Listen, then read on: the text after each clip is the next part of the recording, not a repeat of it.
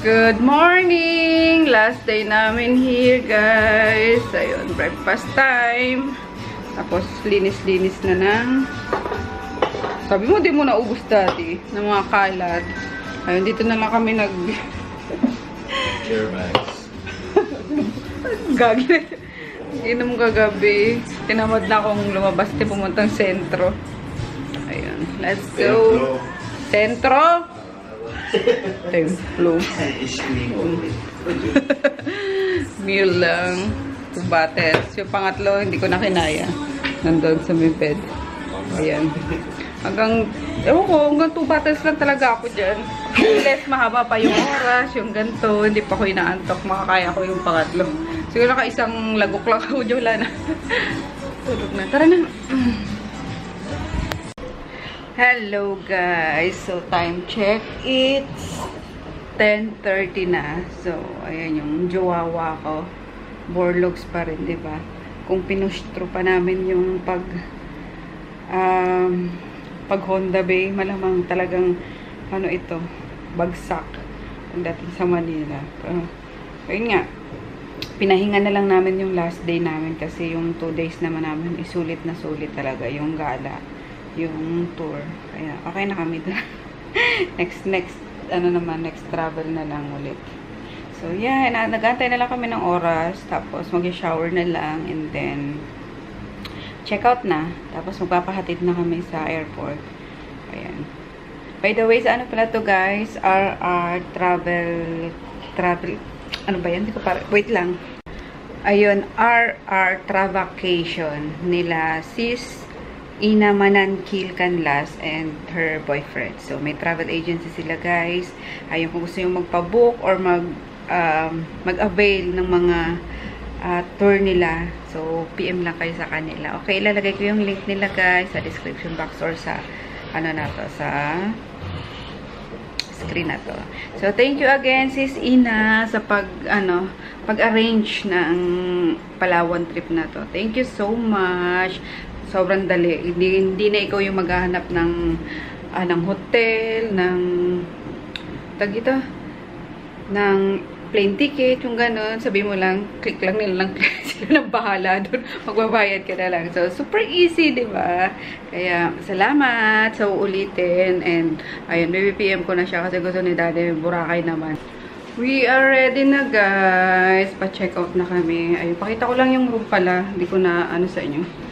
Na pakita nga. So, maliit lang. Ayan yung door. Tapos, pag, sa kaliwa, pag galing kayo sa door is may closet.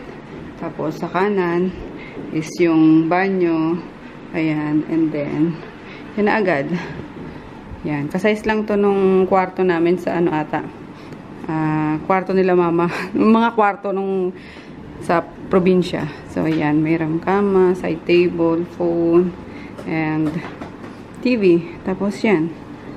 Table. So, okay na. Tulugan lang naman eh. So, di naman kami maarte sa, sa mga tinutuluyan. As long as may matutulugan sa gabi, is okay na sa atin. So, ayun again. Thank you, sis Ina. And RR Travacation. Ayun, salamat sa uulitin. Let's go na, Daddy. Check out na tayo. Travacation. Ito pala guys yung mga nila, tour nila. So may firefly watching. Ayan, 1-4. Tapos yung underground river. So dito na kami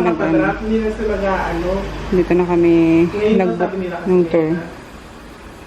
Yan. Tuto. Tapos merong Honda Bay. Hopping. 1,550. So, sige, okay lang. Tapos, Puerto Princesa tour. 600. Pero, inclusive na to doon sa sa package namin kay Sis Ina. Tapos, eto pa. El Nido tour, 2,899. Ayan. Kasi 5 hours yung biyahe to. Kaya, next time na lang yun. Itong Port Barton, saan to? Malayo pa to sa El Nido. Mas malayo pa El Nido, ma'am. Mas malayo El Nido? Pero magkaibas lang po sa Sony kasi...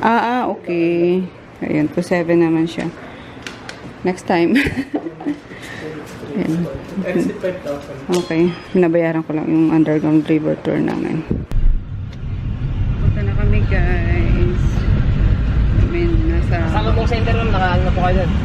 Okay na. Bigat na nga. Ang bigat. Ang bigat.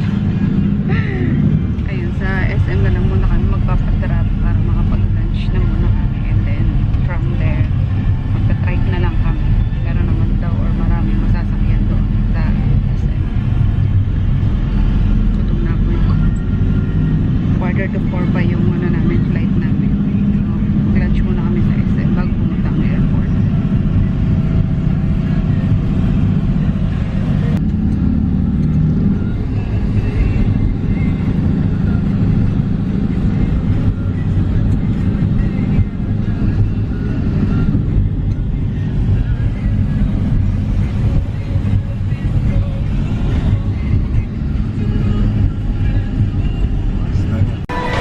Kain tayo, guys. Sinigang na bangus. Pata.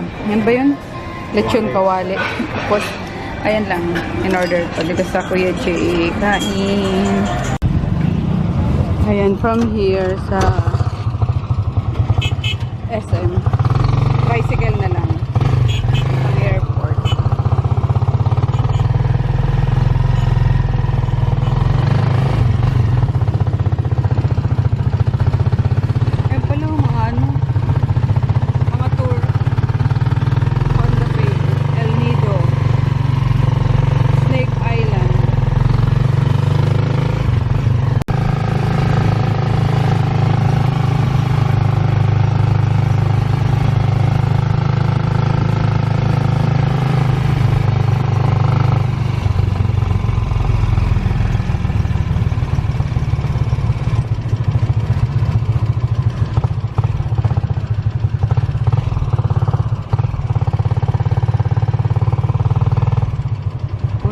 Pila.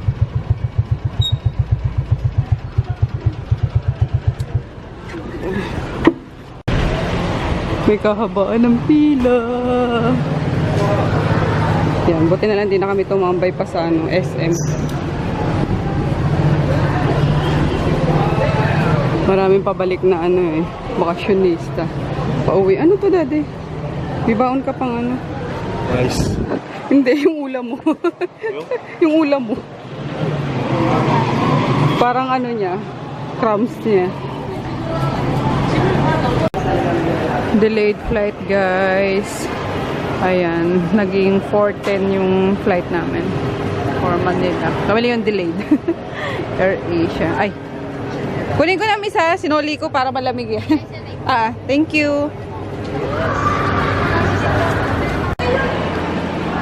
Ayan, dumating na yung airplane namin, guys. Airplane talaga. Uy! Sabi ko mamaya na. Gusto niya talaga yung pila siya ng pili, no? Sabi ko mamaya na pag settled na yung mga sa ibang pasahero. Talagang asawa ko eh.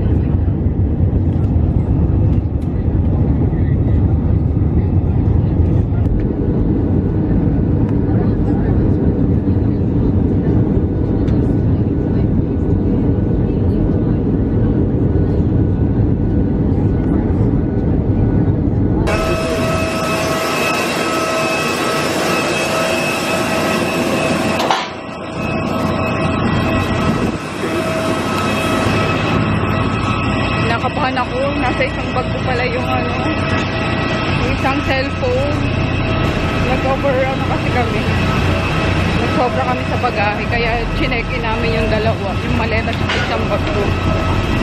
Hindi ko natanggal yung cellphone doon.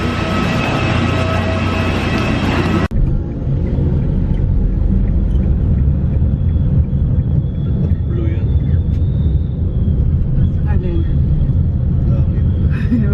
Ewan, gabi na eh.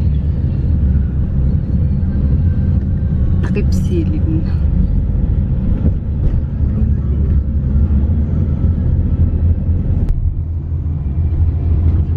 Pagod ka na. Pagod na pagod. Sakit na rin ang ulo ko. Grabe.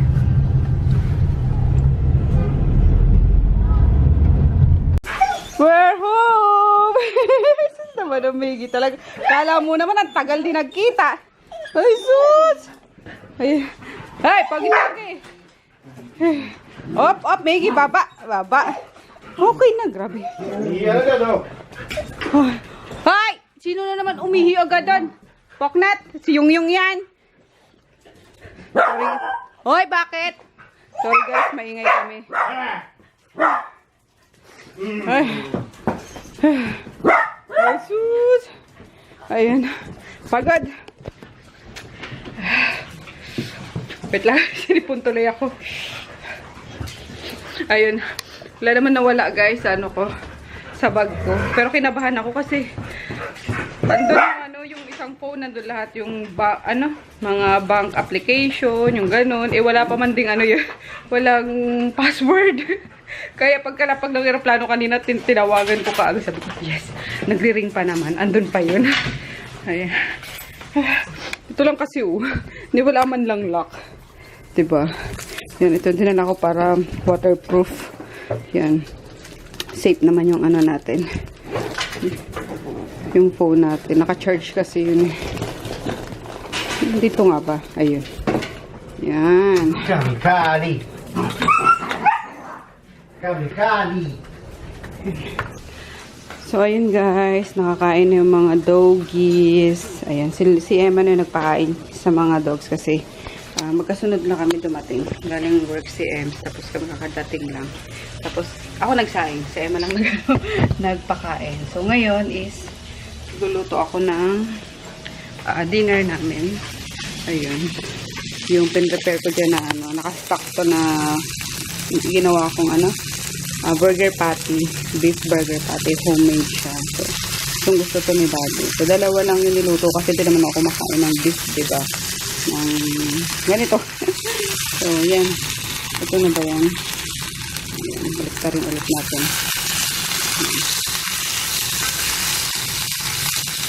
Ayan, dalawa niluto ko para kay Daddy at kay Emma. Tapos ako. Routine! Pasok nga kayo doon. Tapos ako magpapapak na lang ako ng side dish.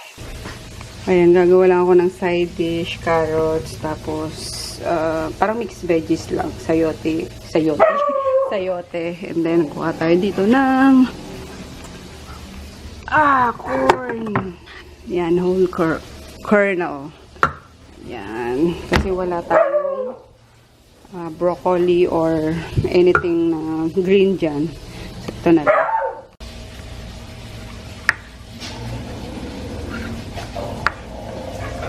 Flip! No, huwag ka maingay dyan. Loko ka. So, kinukube ko lang siya, guys. Para mabilis maluto. Ayan ako lang siya. Sa tabi. Ito nga tayo. Doon sa grill din, lalagyan ko lang siya ng butter and konting salt. So, kahit hindi na salt, kasi salted na yung butter namin. Wait! Ay!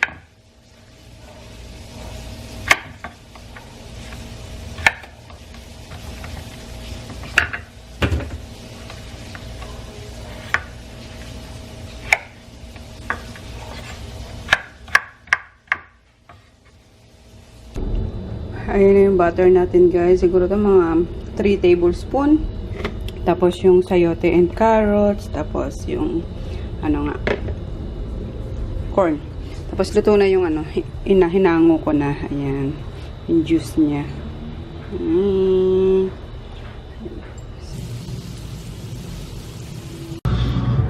Nakapag-edit ako ng isang vlog, guys, nung June 29 pa to. Hello, tagal ba ako makapag-edit eh. Tadinan mo yan. So, ayun lang.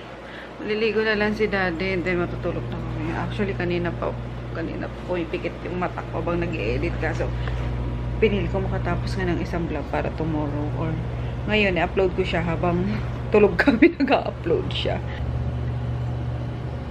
Ito na talaga ako. So, ano ba masasabihin ko? Ay, mag-skincare pala ako. Pwedeng hindi tayo maglagay.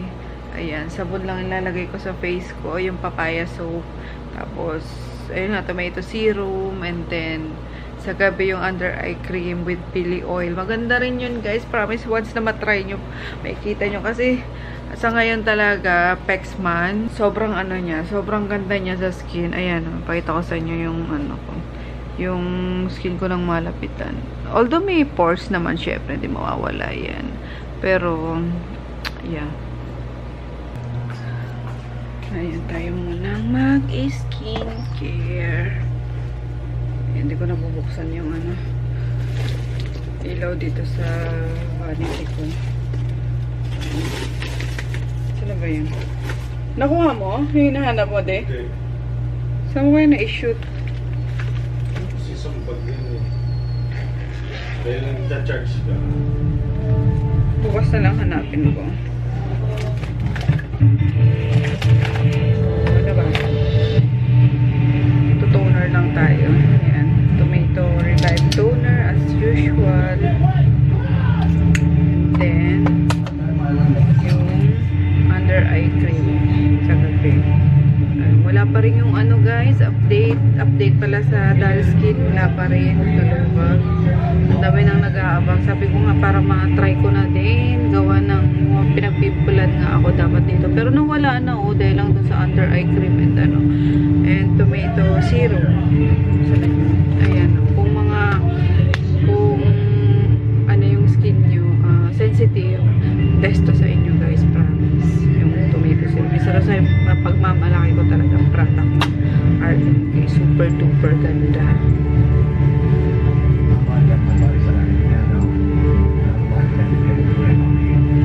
Ayan, sabon lang muna yung ginamit ko, yung papaya. Kojic papaya with vitamin C. Yun lang ginamit ko sa face. May banat effect din yun. And medyo pag sa body nyo ginamit, nagma-micropeel siya. So, pag sa face, may banat effect din siya. Wala pa kasi ako nung ano, tomato facial wash. Nakalimutan kong kumuha.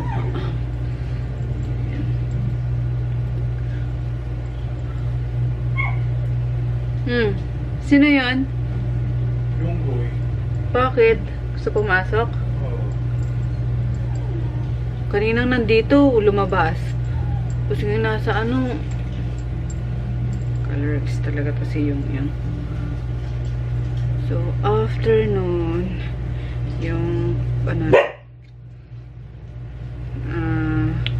tama ba? Magpalit ko, tama. Kasi mga sample lang to, wala siyang label. Ito na pala may label. Yung underarm whitening cream. So, ito, mabango din to eh. Bango sa kilikili. Ayan.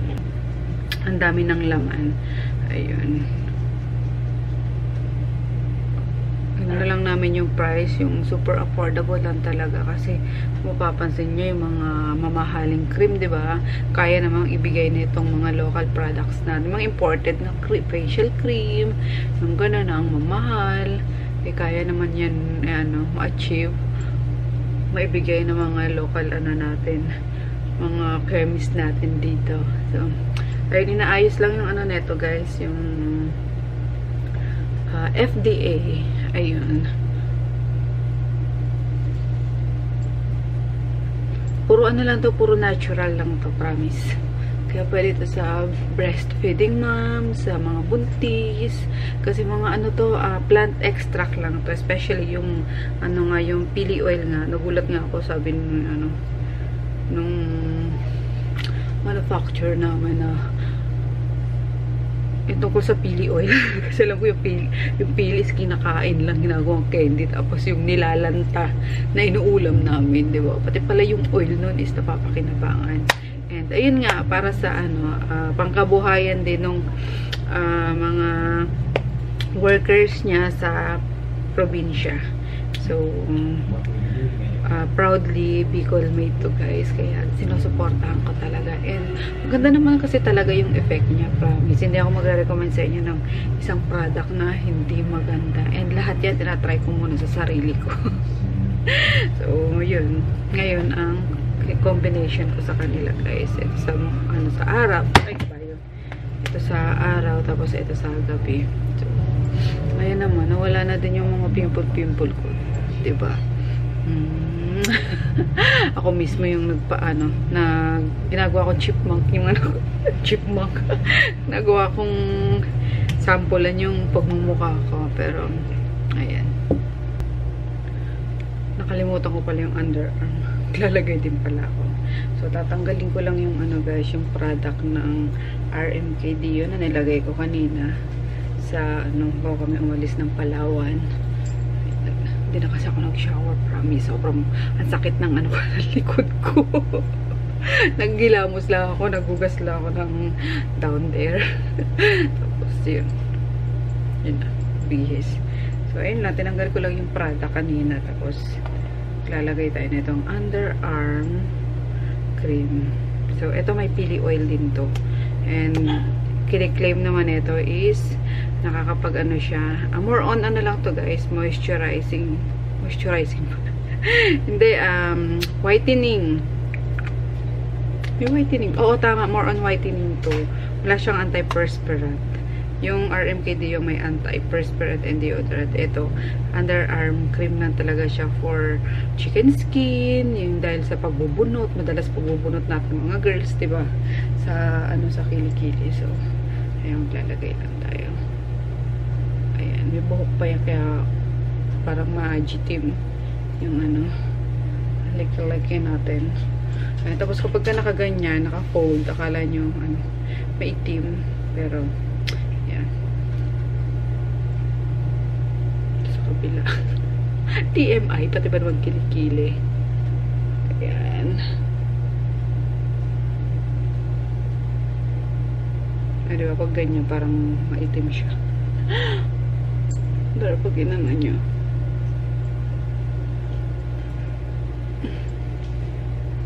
Ayan. Ang bango niya, promise. Tapos may pa siya, may ano ba yun? Cooling effect siya dahil sa menthol ba yun na antibacterial. So, ayan nga. So, that's it, guys. Sa mga ko, sa skincare routine. Pag tuwing gabi. Ayan lang. Lalagay na lang tayo nitong sa lips. And then, we're good to go. Tulog na tayo. Good night ulit. Good night today. Busy na naman siya sa kakaano niya. Naka-download niya ng mga movies niya.